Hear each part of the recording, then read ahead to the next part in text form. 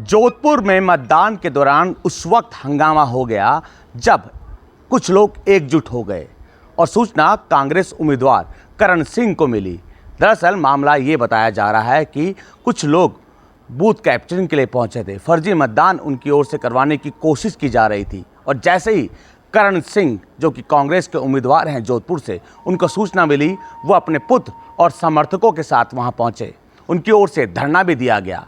मौके पर पुलिस के आला अधिकारी पहुंचते हैं, समझाइश का प्रयास किया जाता है। हालांकि समझाइश के बाद करण सिंह, उनके पुत्र और उनके समर्थक वहां से चले जाते हैं, लेकिन कुछ ही देर बाद वो वापस वहां पर पहुंचते हैं। स्थिति बिगड़ती है। मौके पर वापस पुलिस के आला अधिकारी पहुंचते हैं, समझाइश का प्रयास किया जाता है। जोधपुर सीट वो सीट थी जिसको निकालने के लिए बीजेपी भी जतन करने में लगी थी, तो कांग्रेस भी जतन करने में लगी हुई थी, लेकिन झड़प की सूचना लगातार अलग अलग लोकसभा सीट से निकल कर आ रही थी। जोधपुर में भी झड़प की सूचना आई। दोनों ही उम्मीदवार के कार्यकर्ता आपस में भिड़ गए, झड़प हुई।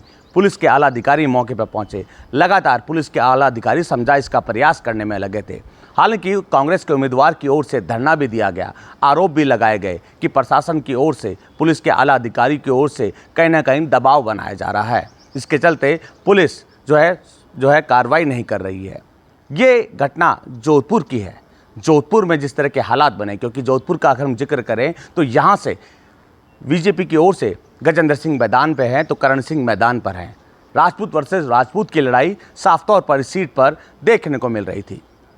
आपको बता दें कि राजपूत वोटर्स कहीं ना कहीं बीजेपी से नाखुश थे। पुरुषोत्तम रूपाला की ओर से राजपूत समाज की ओर को लेकर जिस तरह का बयान दिया गया, उसके बाद पूरे राजस्थान नहीं अपितु दूसरे राज्यों में भी विरोध देखने को मिल रहा था और करण सिंह इस को बुनाने में लगे थे। राजपूत वोटर्स को साधने की कोशिश उनकी ओर से की जा रही थी और यही बात गजेंद्र सिंह भी जानते थे कि कहीं ना कहीं राजपूत वोटर्स नाखुश हुए तो उनको नुकसान उठाना पड़ सकता है।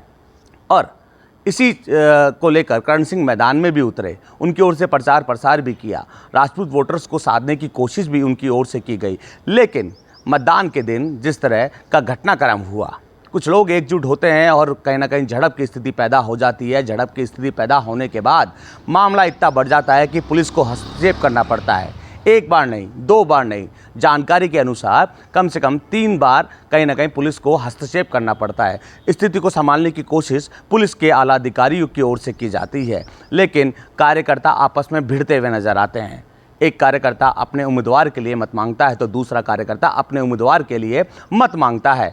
जो है बूथ कैप्चरिंग की सूचना भी इस सीट पर लगातार चर्चाओं में बनी रही। अलग अलग बूथ केंद्रों पर करण सिंह लगातार दौरा करते रहे, गजेंद्र सिंह भी लगातार दौरा करते रहे।